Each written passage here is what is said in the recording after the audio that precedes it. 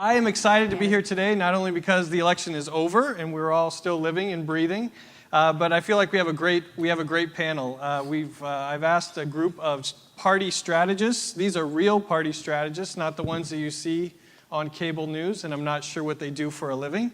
But these are the people that have been working on these races behind the scenes, working hard for months now, well, years going back, but this cycle.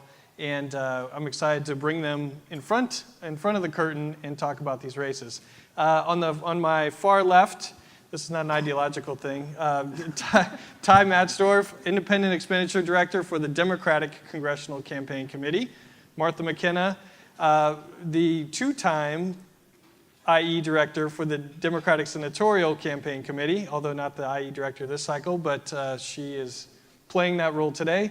Jessica Furst Johnson, Legal Counsel and IE Director for the National Republican Congressional Committee, and Daniel Huey, IE Director for the National Republican Senatorial Committee. That's a lot of, I think I got all that right. So what I wanted to do today is really just try to peel back the curtain and talk about how we got here. And the first question for all of you is, looking back, were there any clues that any evidence that you missed or maybe dismissed that would have led you to believe that we would have the night that we had on Tuesday night? We'll start with Ty. That's a good question. For us, for Jessica and myself, that's a little bit hard to answer because our districts are just sort of piecemeal, right? Like Daniel and Martha would see the whole picture in New Hampshire. They would see the whole picture in Nevada. They would see the whole picture in Wisconsin. Ours were kind of piecemeal, so it's a little bit hard to say if we missed something in the data. What I think we did miss, at least in our polling, and I'd be curious if it's true in Jessica's as well, is how well Trump performed in some of our districts. Iowa 1, for example, we had Hillary Clinton winning that pretty handily, and I think I read today in one of the morning newsletters that Trump actually ended up winning that district. So there's something that we missed there, just in the data. But I don't really know if I would say that we missed something strategically that was sort of apparent, or even in retrospect, because you look at the poll and no poll's right 100% of the time, but you look at what it says and you interpret it, to the best of your ability. But when it's sort of off by that, it's not that you missed something, it's that the data missed something. And I think that's a deeper question that's going to take longer to try and answer. I think Ty is right about that.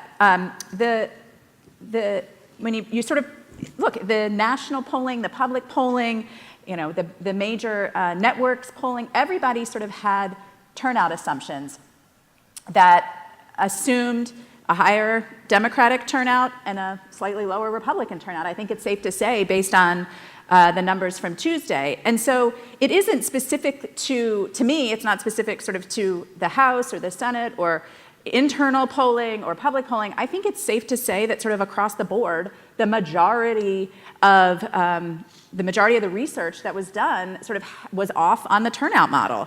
And I think it's okay to admit that sort of we made strategic decisions with the best data that we had at the time, but that turnout model was wrong. And I think that is an important thing for us to acknowledge and to learn from going forward. And I also think there is always in these elections, particularly in wave elections, which we've seen time and time again, this pretty significant group of late deciders. And I think in this election, we were looking at a lot of data that said we were winning or we were tied or we were down, but that we had a significant group of undecideds. And these undecideds and these late deciders had a very significant role to play in the outcome on Tuesday. Yeah, and I know that you two wanted the best case scenario, but did you see it, what happened on Tuesday at that, sort of the magnitude and scope? What were you seeing? Well, I think one thing, and I hope this story is written to Ty's point about diving into the polling, because it was interesting for us as we were watching the polls from very early on. I mean, the stories were being written all over the media that Trump was going to kill us down ballot, and we were polling and not really seeing that affecting our House races. And I mean, even to the point where personally at times I thought, well, am I totally wrong? Because we really weren't seeing it. I think that's in large part to our after-action reports that we did on our polling after the 12 cycle, where we did miss the boat quite significantly in a lot of ways. Our screens were way too tight then. We opened our screens, wide up, and we're taking in a lot of these people that weren't typically voters. We were doing much larger cell phone numbers than we ever had previously, but our polling really was showing us that on the House level that a lot of our folks weren't going to be affected so much by the Trump stuff as people were telling us they were. Daniel, what were you seeing? So the traditional polling had us get down the stretch fairly well in the margins, but the thing that gave us more confidence going to election night, not that we would win the majority or hold the majority, but that we were definitely in the hunt, was some of the modeling analytics we had. And that showed us trending in the right direction in several key states over the last 10 days. And also looking at some of the AB/EV data out of certain states, we were able to extrapolate a lot. Absentee vote. Yeah, absentee and early vote, excuse me. And I think that, Martha made a really good point, and we'll know more when all the files come back in January and February, but I think that there is a serious turnout problem, an acute turnout problem on the Democrat side in several states. And because the Senate map overlapped with the presidential map significantly in some ways, what were you talked about the Senate races being in the hunt, but what were you seeing with the Trump-Clinton numbers that may have led you to believe that he could have been elected president? So in Pennsylvania, North Carolina, Wisconsin, Florida, Ohio, we finished ahead of Trump. And it's interesting, if you look at the results between Senate and presidential, we kind of get their different paths. Pennsylvania, for example, we dramatically overperformed Trump in Southeast Pennsylvania. He overperformed us slightly in Middle and Western Pennsylvania. So we always knew we were going to run ahead of him in certain states. It's just a matter of how quickly he could, where he closed the gap. So to say that we thought he was going to win on election night, I don't think anyone is going to say that. But we knew he was in the hunt and had been getting significantly stronger over the last 10 days. Can I just make one other point, Nate? Yeah, sure. And I don't want to say that this is something that we missed, but Jess made a point that I want to sort of double click on, is we made a calculated gamble that political gravity would take over for down ballot. And when we would be in like a Minnesota 3 and Eric Paulson would be up by 10 in the head-to-head, up by 12, but Donald Trump was losing the district by 22 points. Like, history would show that a House candidate can't overperform that much. And so I don't want to say that it's like something that you missed, but it was a calculated gamble that at some point political gravity would take over. And that's why I think that one of the most interesting things that we'll be able to do, or most useful things we'll be able to do, is when we finally get all the data back, find out how the presidentials actually ended up doing in these congressional districts. Because to my point about Iowa 1, if you're making this gamble that John Kakko or Eric Paulson or Barbara Comstock aren't going to overperform the top of the ticket by 20 points, but Trump only loses the district by 6 points, then your gamble will not pay off. Well, that leads, looking back, now that playing Thursday morning quarterback, is there a would you have made any strategic changes? Today in today's roll call, Simone Pathé, my colleague, wrote a story about the House, and she has a quote from Allie Lapp, who's the director of the House Majority PAC, and she said, had we seen more accurate numbers of what that turnout looked like, we may have made some different spending decisions, and we may not have talked about Trump so much in some of these districts. How does that jive with, looking back now, did Democrats go too much in on Trump, particularly on the House? I think the quote before that was, I should be drawn and quartered, which sounds unpleasant as well. Look, here is a fundamental point about House races. It is almost impossible to break out from the national narrative. So if you look at a race in New Hampshire, right? Like, we were buried under 135,000 gross rating points of television. In week 1 in the Las Vegas media market, there were 57 different political ads running. So when you are a House race, much more Senate races, now that with the outside money, there was $130 million spent in Pennsylvania, there was $120 million spent in New Hampshire. They can sort of create their own space and tell their own story. For House candidates, it's almost impossible to do that. To run something outside of the national narrative, you need a uniquely disqualifying piece of personal baggage, like Danny Tarkanian in Nevada 3. Scott Garrett in New Jersey. Yeah, and you need millions of dollars, right? Like we spent $5.1 million in Nevada 3. You cannot do that in every race. So for House races, you are much more at the whim of what the national conversation is. And we made the conscious decision that you have to lean into that because that is really the only path we're going to take. And, the NRCC did this as well. Like, a lot of their ads were about the Iran deal and, sort of like more national issues than kind of like local things. For a couple candidates, they did some local things. But, I mean, you're not going to beat Barbara Comstock because she voted against the Silver Line. Like, you have to put your shoulder into some Silver Line riders out there. Yes, you will.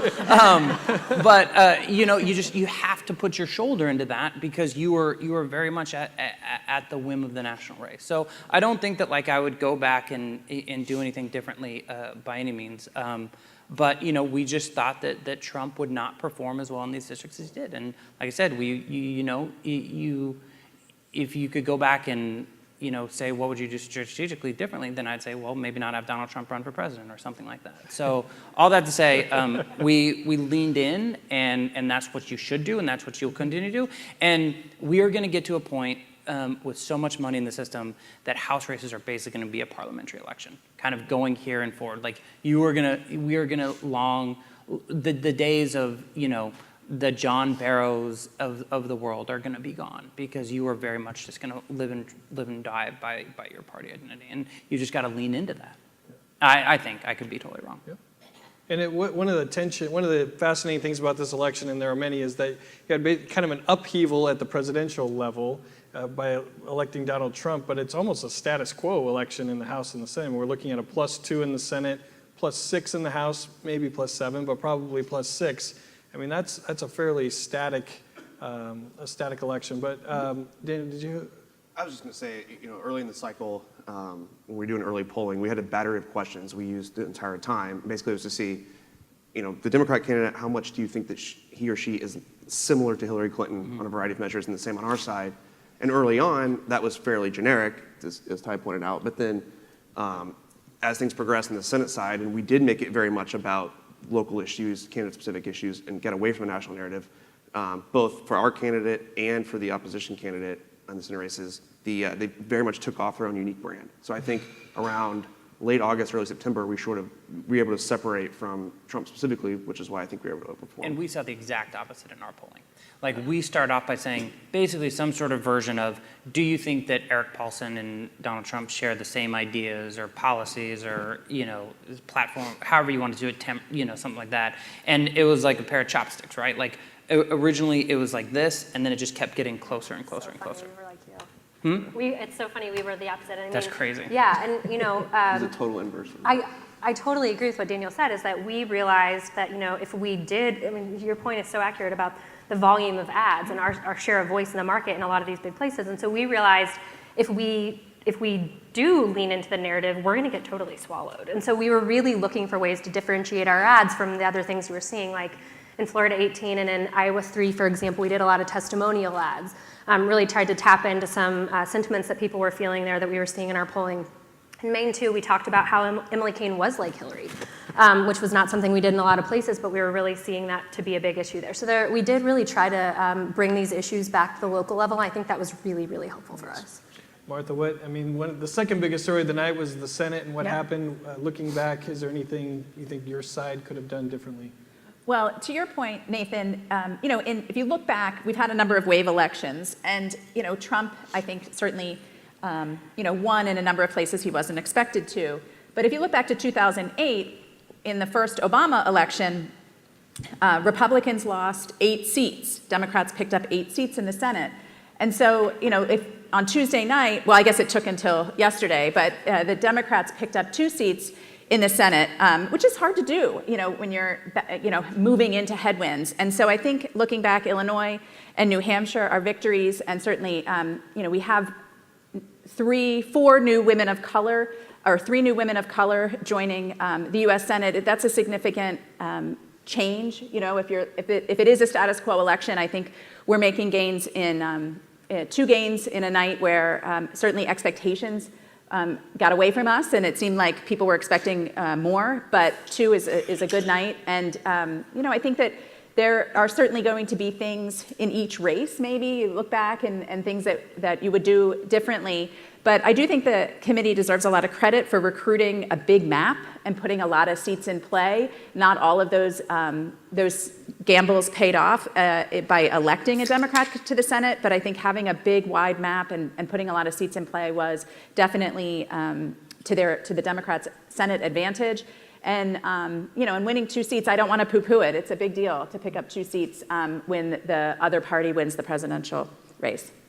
So, Jess and Daniel, one of the many, feels like, points of strife within the Republican Party is about expectations. That when Republicans came in the majority, there was an expectation among some base voters that, all right, well now, even though President Obama's in the White House, we're going to repeal the Affordable Care Act. And then when that didn't happen, it created some primary issues. What did you see in your data this cycle? What are base Republicans expecting a President Donald Trump and a Republican Congress to act on next year? It is hard to say in some respects because we did try to focus on keeping these things localized. I mean, there were certain places, my first election with the committee was in 2010, and that was, totally a nationalized election. Every single ad we ran was on national issues. We really tried not to do that. We knew that wouldn't work in our favor. I mean, there were places like Minnesota 2, where we realized that Obamacare was still deeply, deeply unpopular there. And so that was the main issue that we ran that entire race on.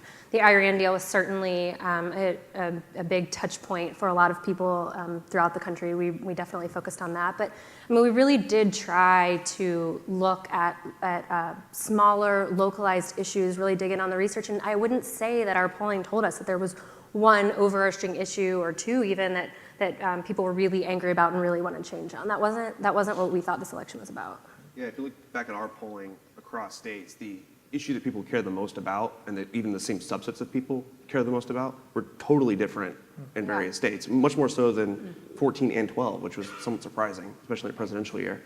I think seeing that, we ran very candidate-specific, state-specific issues and campaigns. So I think the big thing here is just economic issues, pocketbook issues that millions of Americans clearly feel like Washington's left them behind. All right, so we have a divided country. There's some tension. I'm going to force you all 4 of you, to acknowledge a strategic decision that your counterpart or the other party made that you have to admire. The Bob Dole ad, like hands down. So tell people about what I'll tell the story because it is. I've been in politics for a long time, and it was the one of the single sort of bravest moves, I guess, if I can make it. And Jess doesn't have to comment on this at all because I read on the internet, and I think some people in her party might even be upset with it. They ran an ad in Illinois 10. The National Republican Campaign Committee ran an ad that basically said, like, Bob Dole is independent. He's going to stand up to Hillary Clinton, and he's going to stand up to Donald Trump. Now, that might not seem like a big thing, but for a party committee to say that, a member of their party will stand up to their presidential nominee, that is a very politically risky move. And in our polling, it was the right move. Like, it was the right strategic move. Like, that was Bob Dole's only path. I mean, he came up short, obviously, but like his only path was if he gets 10 to 15% of Democrats in that district, maybe even a little bit more. And that was his message. That was right on message. And when I saw that come up on the National Review and I saw the ad, like, I was like, wow, like, that is putting any sort of like political calculus or, oh, what are the chattering heads in my party going to think, or, blah, blah, blah. And just saying, like, if we want to win this race, this is a hard path. And this is the only way we get it done. And be damned with whatever, blowback I get on the internet, on the right-wing sites. Like, this is the path to victory. And it was executed well. Like, obviously, Bob Dole came up a little bit short, but it was right in the tenor of the campaign. So I would encourage you all to go check it out, because it was, you can say flippantly that it was sort of like a profile in courage. But it was one of those times where I think a lot of us, we don't make the right choice when we say, what is the right strategic choice versus what is the politically expedient choice. So that was, I mean, like, we had so many email chains with our consultants, with strategists in our party saying, like, wow, like, they're doing it. And the polling going into Election Day in Illinois 10, I think Hillary was going to win by 20 or 25. Yeah, and I'm sure she did. And it looks like Snyder's I'm going to sure win she- by 4. Right. And so, like, I'm sure she did. And look, Brad ran a great race, and I think that Brad's going to be a great member. Again. Again, yeah, this is going to be like the Ginta Shea Porter thing back and forth. But that was a very smart move. Martha? I think there's a tendency when you're feeling like you're in the bunker, which I assume that in a number of Senate races, the Republicans felt like they were in the bunker, sort of coming into Labor Day because they were feeling like they were down, right? There were moments in time, and I think we have to acknowledge, there were moments in time where the Clinton campaign was riding high. It didn't happen on Tuesday, they were riding high, but there were certainly moments coming out of the debates. There were moments when Trump would step in a dog pile. There were things that happened during the campaign where Democratic candidates moved up in the polls, and things that were within our control and things that weren't. But when that happens, when you're in the bunker and you're feeling like there's no way out, very often the knee-jerk reaction to that is to go to the stove and crank it up to power boil and just go after your opponent with the hottest, most personal, ugly negative that you can. And sometimes it works, and sometimes it's the wrong thing to do. And so I will say in Wisconsin, where I assume Ron Johnson was underwater many, many moments in this campaign, he made a strategic decision sometime around Labor Day to invest more in positive. And although we all sit around talking about elections, and I'm sure many of you have lamented negative ads and say you wish that people had a reason to vote for someone and wish that there were more positive ads, when you're in that back and forth and you're in that decision-making role, a positive ad sometimes feels like a gamble you're not worth taking the risk. And I do think that I will give credit in Wisconsin in particular, and there may be other places, but that Ron Johnson invested in a positive message in September and October that I think was the right thing to do strategically. And I definitely felt this coming out of 2014, that it's when you are feeling the heat, the sort of tried and true path is to turn up the negative on your opponent, and sometimes the right thing to do is to actually take a step back and begin to tell a story about yourself, because I think we assume voters are paying attention, a lot more attention than they really are. And so making sure that we're always, not always in every race, but in many races, making sure that we're taking the time to give that positive story, I think is important. And I will say that I think in Wisconsin, it was a smart move on Ron Johnson's part that sort of flew under the radar screen. I think there are several things. I think the buying strategy is always so fascinating to me in the 4 cycles I've been at the committee. I mean, the D-Trip buys so early, which I think if you look back at the money that is spent, I think that's really, really wise. I think it's also interesting that they make strategic decisions about which candidates they're going to spend money on and which they won't. Florida 18 was a perfect example. Randy Perkins was, if he would have come to Congress, he would have certainly been one of the richest members of Congress that we would have had. And it was clear that the D-Trip made a decision not to spend any money in that race, even though from day one it was one of the toss-up races. And so I thought that was a really smart allocation of resources, because as much money as we raise, we could always use more, and it always feels like it's not enough. And so I thought that was a really smart way to divide and conquer. I also thought places like Minnesota 2, some of the strategies they used on the ads were really interesting. Minnesota 8. Rick Nolan is one of those members. You all have a lot of members that vote conservatively, that sort of match their district, and so it makes it very difficult for Republicans to attack them on issues, because there are some things that they're voting with us on. Rick Nolan is not one of those people. I mean, he votes with the Democrats. He votes the party line. It was really interesting to see the ad strategy change from this cycle, from last cycle, where it was the same two candidates. They attacked Stuart Mills the same way, which I think was very smart. It obviously worked. But they made Rick Nolan look like anybody's grandpa. I mean, he looked like the nicest man in the world. The ads were fantastic. It was really, it made it hard for us to keep beating this negative ideology, which really was true. But when you contrasted it with the ads that the D-Trip ran, it was very tough to break through.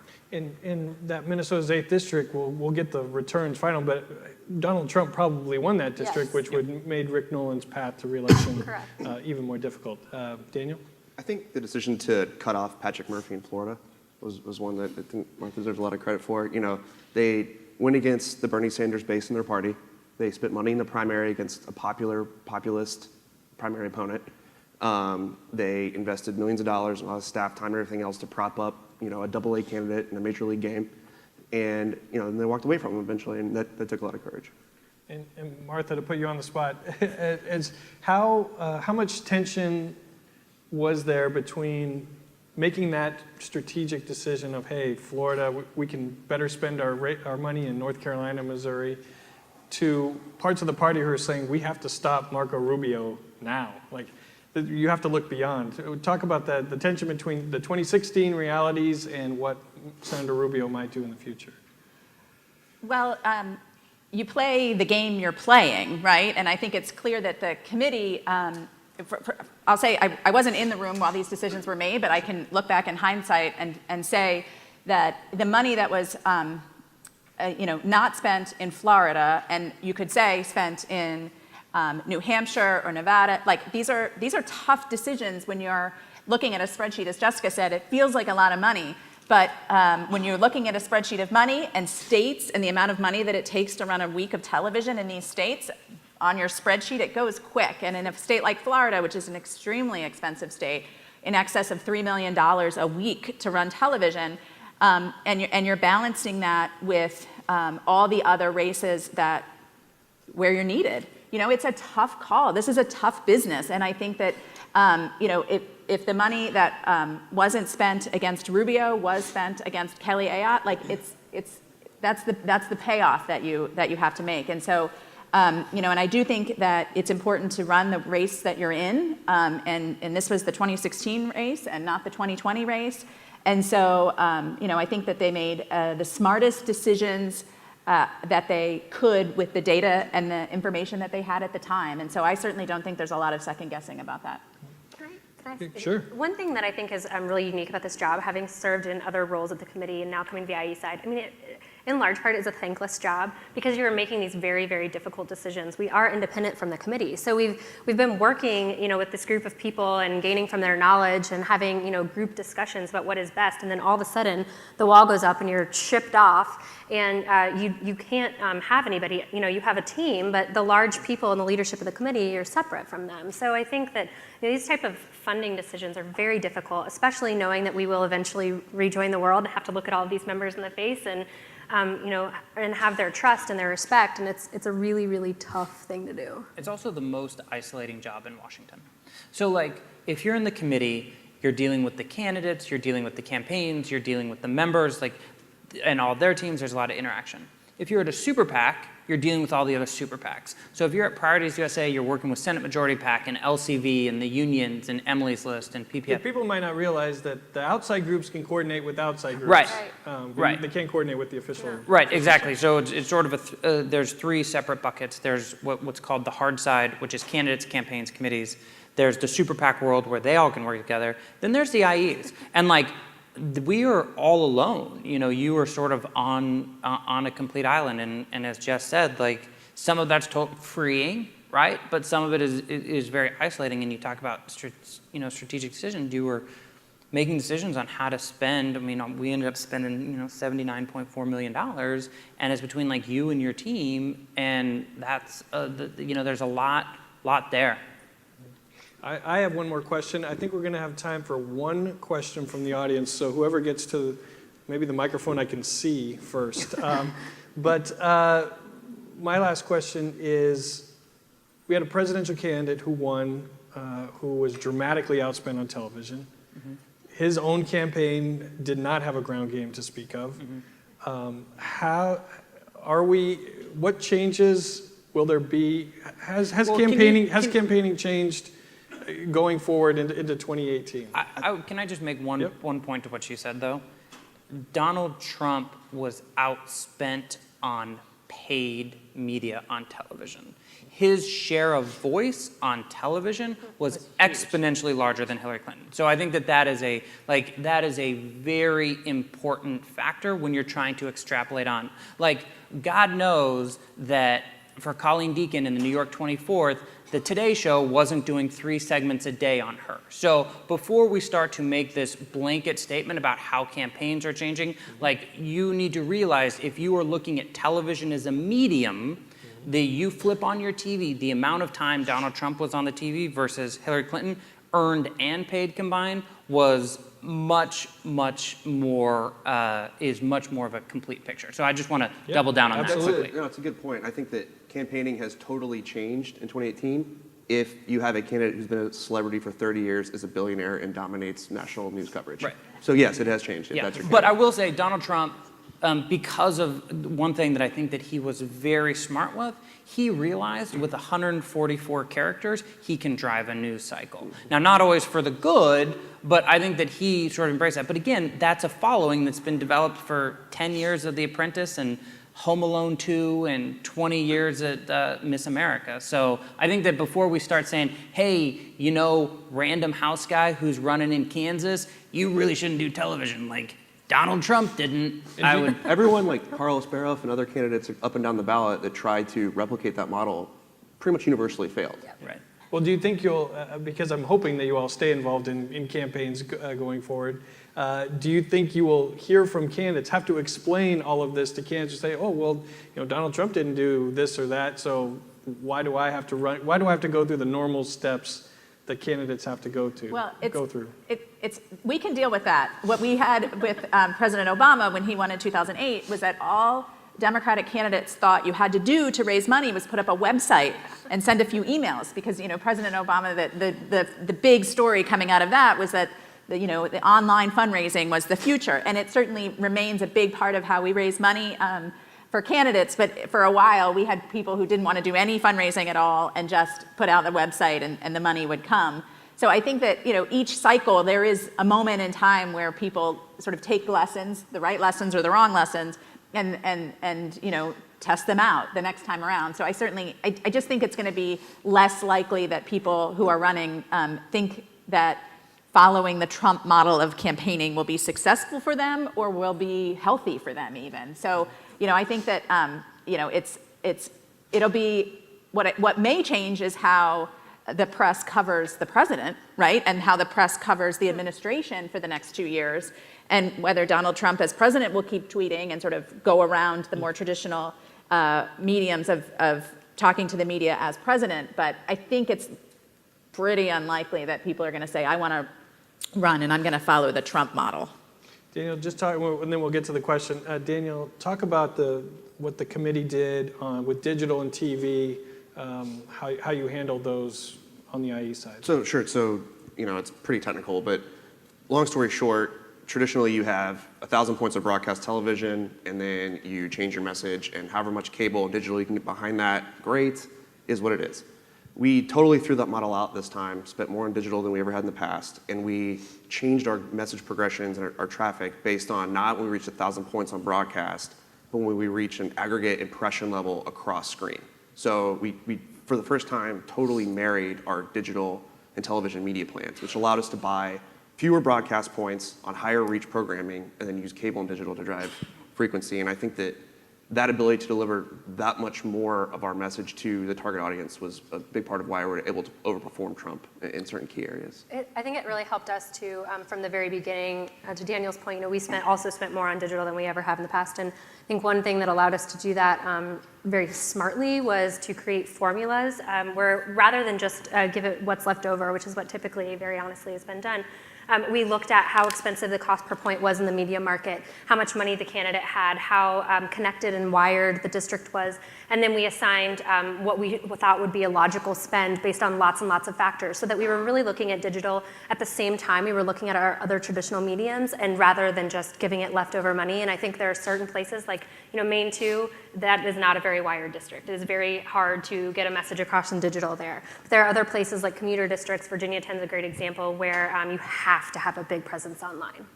Anytime I think about Maine's 2nd district, I think about being we were in the roll call offices years ago. I was quarantined with a candidate from Maine 2 named John Nutting because we had an anthrax scare. I used to work for John. I worked on his milk farm. He had a great mustache. Yeah. So I spent a lot of time with John Nutting during this anthrax scare. But anyway, let's take one question. Small world. Yeah. He was right outside of Augusta. He was a state legislator, and he had a dairy farm. Dairy farmer.